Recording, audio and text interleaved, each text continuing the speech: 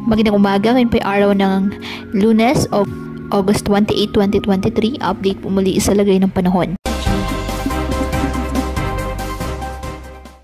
Dalawang bagyo na ngayon ang minomonitor sa loob at labas ng ating Philippine Area of Responsibility.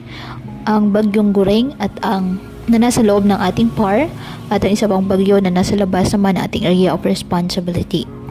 Ang bagyong Gureng ay inaasahang hihina simula ngayong araw at inaasahan namang lalabas ng ating Philippine Area of Responsibility sa araw po ng Huwebes o Biyernes ng umaga. Samantala, nakataas pa rin ang tropical cyclone wind signal sa iba't ibang bahagi ng bansa dahil pa rin po sa nasabing bagyo. Samantala, ang isa pang bagyo na nasa labas ng ating Philippine Area of Responsibility ay inaasahang papasok ng ating PAR ayon sa Pag-asa sa araw ng Miyerkules o Huwebes at papangalitong hahana ng Pag-asa kapag nasa loob na po ng ating PAR. Ang nasabing bagyo ay posibleng umabot ang lakas nito sa typhoon category. Kaya patuloy po na mag-antabay ng iba pa nating weather updates at sa updates po ng Pag-asa hinggil po sa lagay ng panahon, gayong meron tayong binabantayang bagyo sa loob at labas ng ating Area of Responsibility.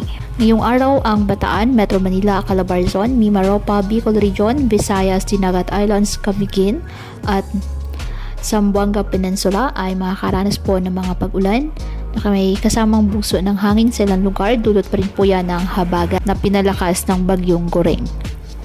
Kaya pinapayuhan ng ating mga kababayan na may maingat at maging alerto po sa mga posibleng pagbaha at pagguho ng lupa at ugaliin na magdala palagi ng payong o kahit anumang panangga sa ulan sa tuwing lalabas ng ating mga tahanan. At yan po muna ang update sa lagay ng panahon ngayong araw. Muli patuloy po tayo na mag-ingat at palaging tandaan, God loves you. Stay safe and God bless.